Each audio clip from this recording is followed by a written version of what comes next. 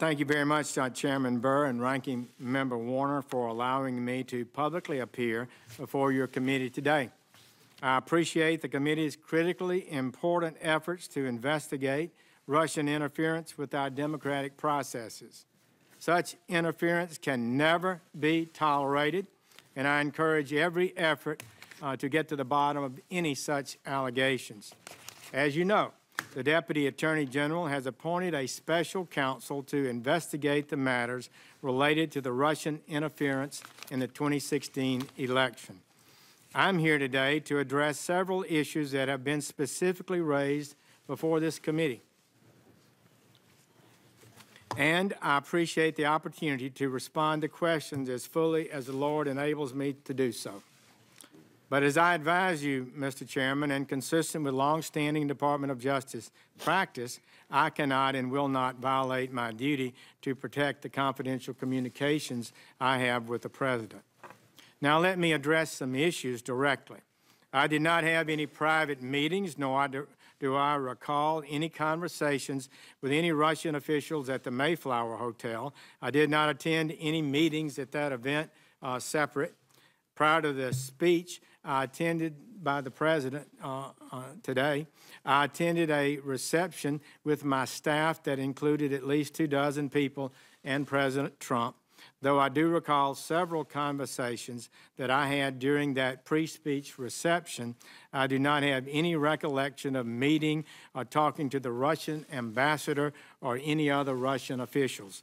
If any brief interaction occurred in passing with the Russian ambassador during that reception, I do not remember it. After the speech, I was interviewed by the news media. There was an area for that in a different room, and then I left the hotel. But whether I ever attended a reception where the Russian ambassador was also present is entirely beside the point of this investigation into Russian interference in the 2016 campaign. Let me state this clearly, colleagues. I have never met with or had any conversation with any Russians or any foreign officials concerning any type of interference with any campaign or election in the United States. Further, I have no knowledge of any such conversations by anyone connected to the Trump campaign. I was your colleague in this body for 20 years, at least some of you. And and the suggestion that I participated in any collusion, that I was aware of any collusion with the Russian government to hurt this country, which I have served with honor for 35 years, or to undermine the integrity of our democratic process, is an appalling and detestable lie. Relatedly, there is the assertion that I did not answer Senator Franken's question honestly at my confirmation hearing. Colleagues, that is false. I can't say colleagues now. I'm no longer a part of this body, but former colleagues, that is false. This is what happened. Senator Franken asked me a rambling question after some 6 hours of testimony that included dramatic new allegations that the United States intelligence community, the U.S. intelligence community, had advised President-elect Trump, quote, that there was a continuing exchange of information during the campaign between Trump's surrogates and intermediaries for the Russian government, close quote. I was taken aback by that explosive allegation, which he said was being reported as breaking news that very day, and which I had not heard. I wanted to refute that immediately. Any suggestion that I was part of such an activity, I replied, quote, to Senator Franken this way, quote, Senator Franken, I'm not aware of any of those activities. I have been called a surrogate a time or two in that campaign, and I did not have communications with the Russians, and I'm unable to comment on it. Close quote. That was the context in which I was asked the question, and in that context, my answer was a fair and correct response to the charge as I understood it. I was responding to this allegation that we had met surrogates had been meeting with the Russians on a regular basis. It simply did not occur to me to go further than the context of the question and to list any conversations that I may have had with Russians in routine situations, as I had many routine meetings with other foreign officials. So please hear me now. And it was only in March, after my confirmation hearing, that a reporter asked my spokesperson whether I had ever met with any Russian officials. This was the first time that question had squarely been posed to me.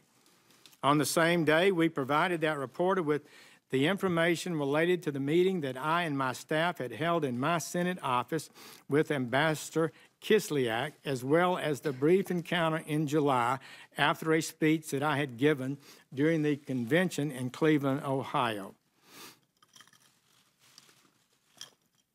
I also provided the reporter with a list of 25 foreign ambassador meetings that I'd had during 2016. In addition, I provided supplemental testimony to the Senate Judiciary Committee to explain this event. So I readily acknowledge these two meetings, and certainly not one thing happened that was improper in any one of those meetings. Let me also explain clearly the circumstances of my recusal from the investigation into the Russian interference with the 2016 election. Please, colleagues, hear me on this. I was sworn in as Attorney General on Thursday, February 9th. The very next day, as I had promised to the Judiciary Committee I would do, at least at an early date, I met with Career Department officials, including a senior ethics official, to discuss some things publicly reported in the press that might have some bearing on whether or not I should recuse myself in this case. From that point, February 10th, until I announced my formal recusal on March 2nd, I was never briefed on any investigative details, did not access any information about the investigation. I received only the limited information that the department's career officials determined was necessary for me to form and make a recusal decision. As such, I have no knowledge about this investigation as it is ongoing today, beyond what has been publicly reported. I don't even read that carefully. And I have taken no action whatsoever with regard to any such investigation.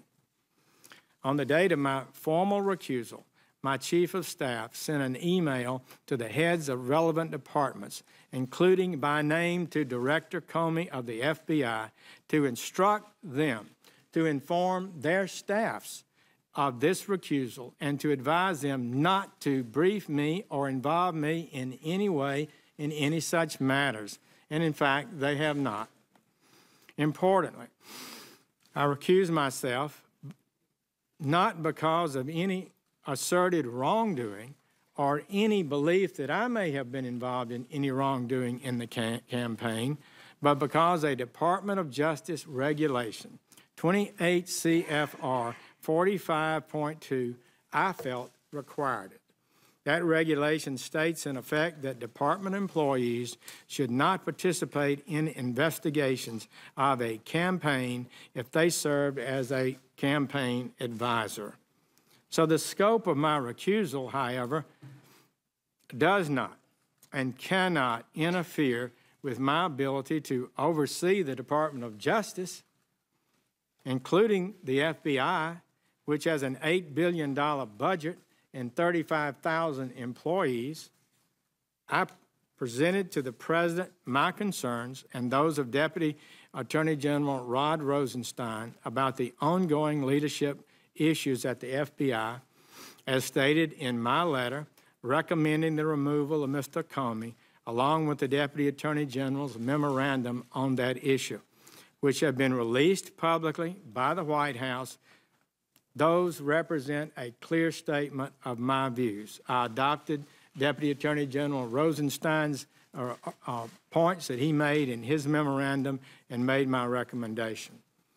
It is absurd, frankly, to suggest that a recusal from a single specific investigation would render the Attorney General unable to manage the leadership of the various Department of Justice law enforcement components that conduct thousands of investigations.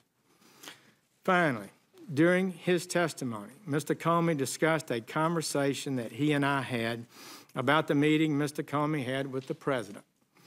I'm happy to share with the committee my recollection of that conversation that I had with Mr. Comey. Following a routine morning threat briefing, Mr. Comey spoke to me and my Chief of Staff. While he did not provide me with any of the substance of his conversation with the President, apparently the day before, Mr. Comey expressed concern about proper communications protocol with the White House and with the President. I responded. He didn't recall this, but I responded to his comment by agreeing that the FBI and the Department of Justice needed to be careful to follow department policies regarding appropriate contacts with the White House. Mr. Comey had served in the department for better than 2 decades, and I was confident that he understood and would abide by the well-established rules limiting communications with the White House, especially about ongoing investigations. That's what's so important to control. My comments encouraged him to do just that, and indeed, as I understand it, he in fact did that. Our Department of Justice rules on proper communications between the Department and the White House have been in place for years. Mr. Comey well knew them. I thought and assumed correctly that he complied with them. So I'll finish with this.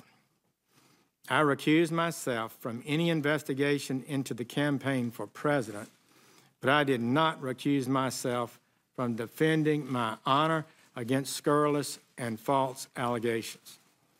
At all times throughout the course of the campaign, the confirmation process, and since becoming Attorney General, I have dedicated myself to the highest standards.